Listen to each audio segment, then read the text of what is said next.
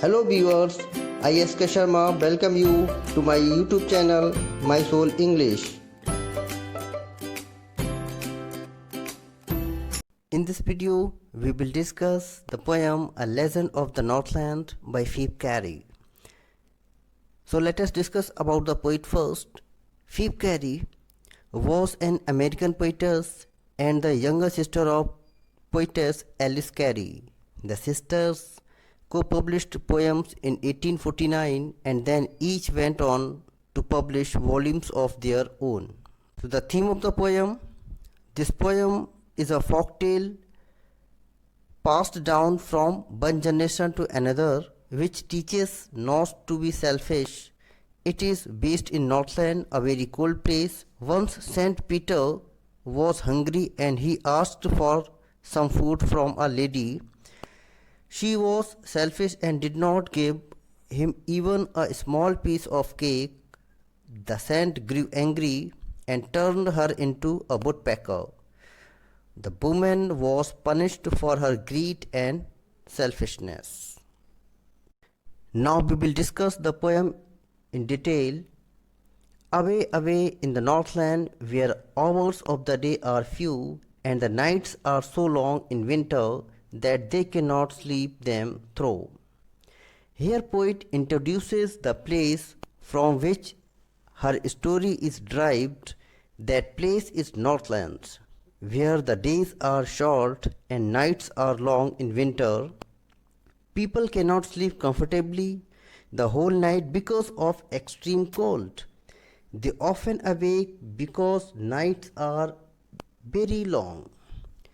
Poet यहाँ हमें उस प्लेस से इंट्रोड्यूस कराती है जहाँ की ये स्टोरी है और वह प्लेस है नॉर्थलैंड. नॉर्थलैंड का मतलब है नॉर्थ हेमिस्फीयर ऑफ अर्थ, जहाँ कुछ जगह पर बहुत ज़्यादा सर्दी होती है, जैसे कि रशिया, कनाडा, ग्रीनलैंड का northern part. You can see in picture that is a Northland. Okay, you can see this area is Northland. Here is northern part of Russia, Canada, and much more part of United States America and few parts of Greenland. So this is a picture. It will help you to know what is Northland. So move ahead. Next stanza.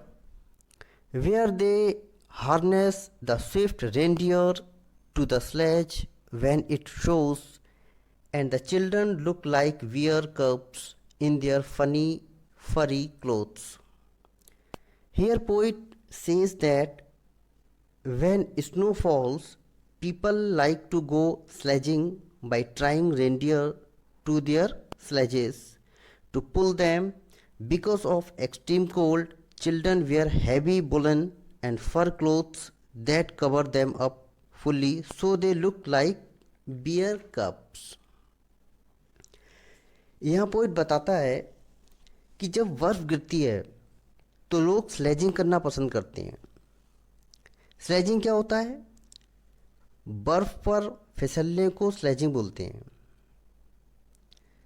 तो लोग क्या करते हैं, लोग reindeer को sledges से बांध देते हैं और रेंडियर उन्हें पुल करते हैं, तो स्लेजेस बर्फ पर फिसलती है.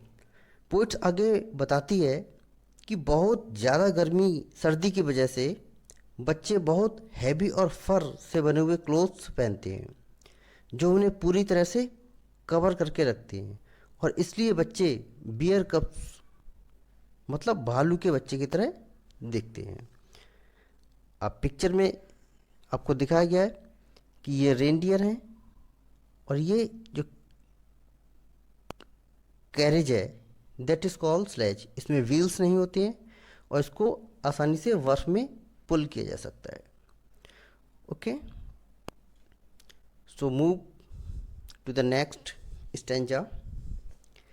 दे tell them a curious story, I don't believe it's true, and yet You may learn a lesson if I tell the tale to you.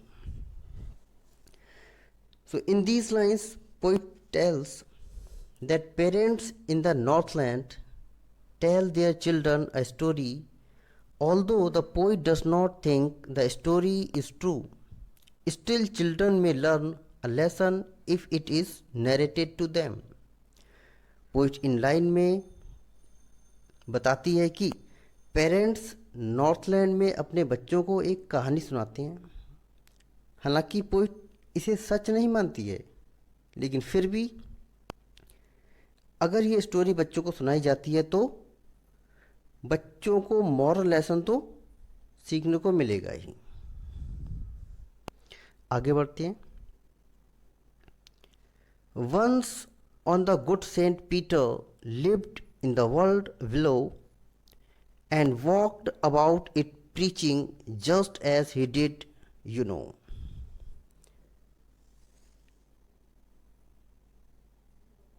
Then poet begins to tell the story. The story is about Saint Peter who came to the world bodily. Pay attention.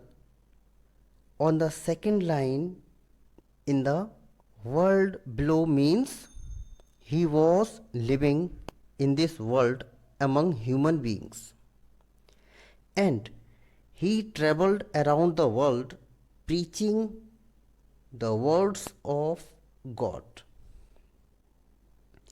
Poet story narrate करती है।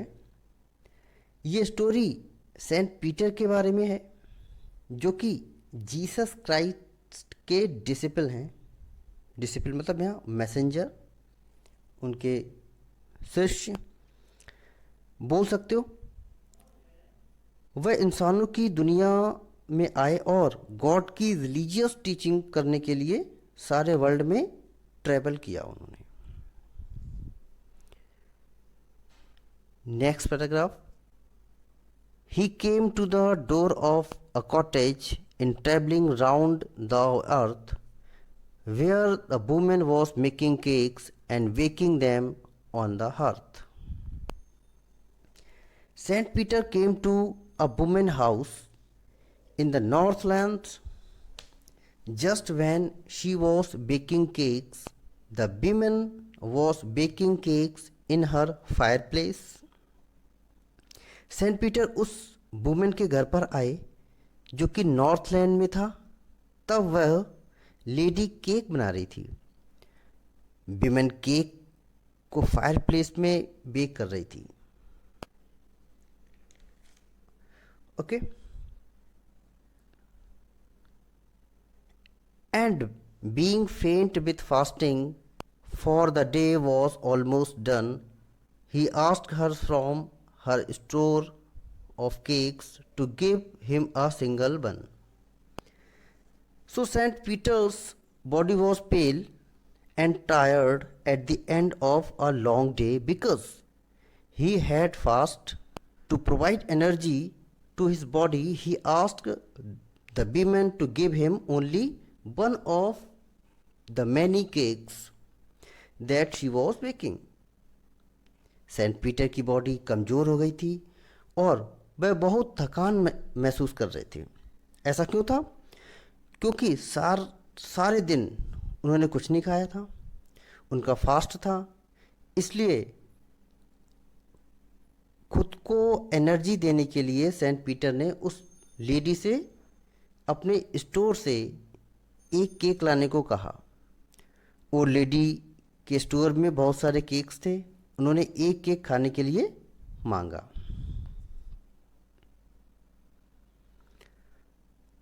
So she made a very little cake, but as it baking lay, she looked at it and thought it seemed too large to give away.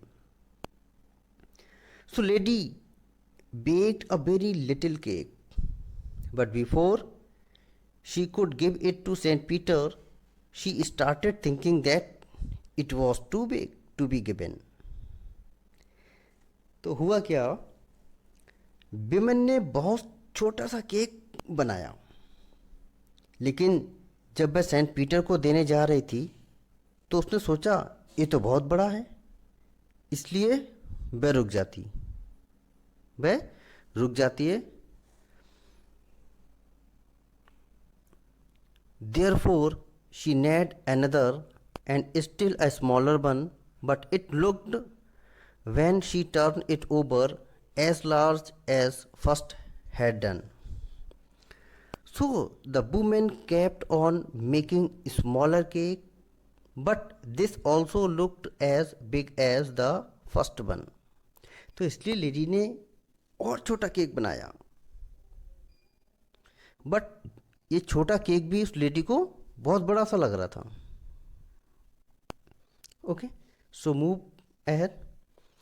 Then she took a tiny scrap of dough and rolled it flat and baked it thin as wafer, but she couldn't part with that.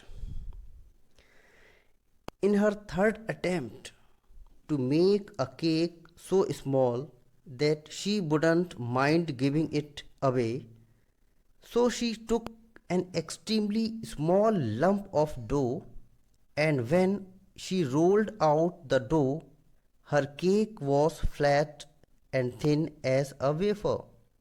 However, she couldn't give that smaller cake. तीसरी बार छोटा cake बनाने के बावजूद वह lady cake नहीं दे पाई। उसे लग रहा था केक अभी भी बहुत बड़ा है, इसलिए उसने बहुत ही कम क्वांटिटी में डो लिया। डो मतलब केक मिक्सचर, जिससे केक बनाते हैं। तो उसने केक मिक्सचर का बहुत ही थोड़ा सा हिस्सा लिया और उसे बिल्कुल वेफर की तरह फ्लैट और थिन बना दिया। वेफर क्या होता है? चॉकलेट्स में वेफर का यूज़ करते हैं, आइसक्रीम कोन में हम वेफर का यूज़ करते हैं। जो आउटर लेयर होती है वो वेफर की बनी होती है। तो वेफर की तरह उसने उस डो को बिल्कुल भी थिन और फ्लैट किया, लेकिन फिर भी इतना छोटा सा केक भी वो नहीं दे पाई। उसको इतनी हिम्मत नहीं हुई कि वो केक सेंट पीटर को दे दे। Now you shall build as the bird do and shall get your scanty food by boring and boring and boring all day in the hard, dry wood.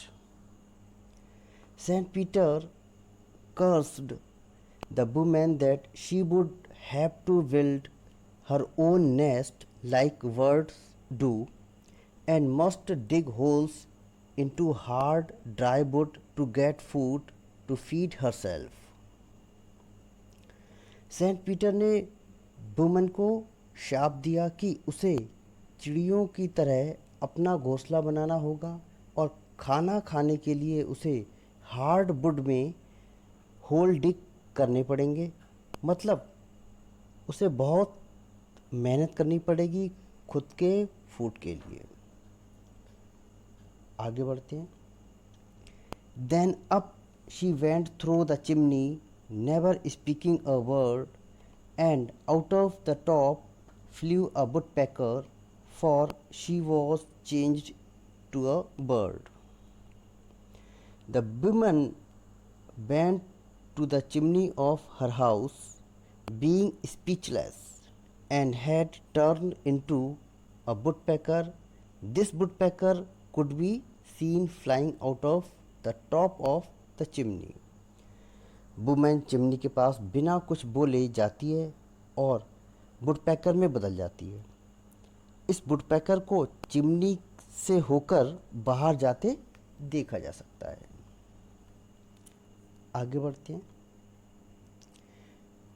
She had a scarlet top on her head, and that was left the same, but all the nest of her clothes were burnt black as a coal in the flame.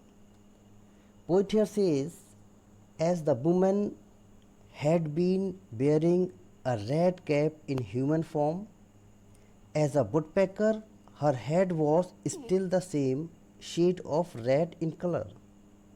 However, all the clothes she had been bearing seemed to have been burnt and had become black as a coal. And this black color is the color of woodpecker's body. Poet कहती है जैसे कि उस women ने red cap पहनी हुई थी, वैसे ही बिल्कुल वुडपेकर के सिर का रेड कलर का शेड अभी भी देखा जा सकता है। हालांकि बाकी के कपड़े जो वुमेन ने पहने हुए थे वह जलकर कोयले की तरह ब्लैक हो गए और ये ब्लैक कलर वुडपेकर की बॉडी का कलर है। तो लास्ट स्टेंजा की तरफ बढ़ते हैं। And every country school boy had seen her in the birds where she lives in the trees till this very day, boring and boring for food. The poet here says that every school boy living in the villages had seen this woodpecker digging into the bark of trees looking for worms and insect to feed on. Poet कहती है कि हर एक school boy जो villages में रहते हैं उन्होंने woodpecker को ट्रीज के तने को डिग करते हुए देखा जिससे उसे खाने के लिए कुछ कीड़े मकोड़े मिल जाएं और वे अपना पेट भर सके। Discuss the poetic devices used in the poem. First, assonance, the repetition of बॉबल sounds. Repetition of vowel sound is known as assonance. For example, away away in the northland. Stanza first में use हुआ है तो इसमें vowel sound का repetition हो रहा है, इसलिए यहाँ पे एसोनेंस है। Second, consonance, the repetition of consonant sounds. For example, Swift, sledges, snows. ये स्टेंजा सेकेंड में यूज़ हुआ है पोएम के। तो जहाँ पे कॉन्सोनेंट साउंड रिपीट होती है वहाँ पे कॉन्सोनेंस होता है। एस एस एस का रिपीटिशन हो रहा है यहाँ पे। Next is simile, a device which compares two different things by using the words as और लाइक। जहाँ पे एज और लाइक वर्ड्स का यूज़ होते हुए कंपैरिजन होता है किसी टू अनलाइक ऑब्जेक्ट्स का, तो वहाँ पे सिमली होती है। For example, the children look like bears cub. तो चिल्ड्रंस का कंपैरिजन बियर्स के कप से किया गया है और कौन सा वर्ड हम यूज़ कर रहे हैं, like. So here is simile. Next is repetition, repetition of words and phrases in the same line. Same line में वर्ड्स या फ्रेजेस का रिपीटिशन होता है, वहाँ पे रिपीटिशन होता है। For example, boring and boring and boring. तो ये वर्ड्स और फ्रेजेस दोनों का रिपीटिशन हो रहा है एक ही लाइन में, तो यहाँ पे क्या है, रिपीटिशन है। Next is एल्यूजन। एल्यूजन क्या होता है, a reference to the statement, person, place etcetera from history, religion, literature और एनी अदर फील्ड। किसी भी स्टेटमेंट का, पर्सन का, प्लेस या हिस्ट्री, कहाँ से, हिस्ट्री, रिलीजन या लिटरेचर या किसी दूसरी फील्ड से किसी का रेफरेंस आता है तो वो एल्यूजन कहलाता है। For example, Saint Peter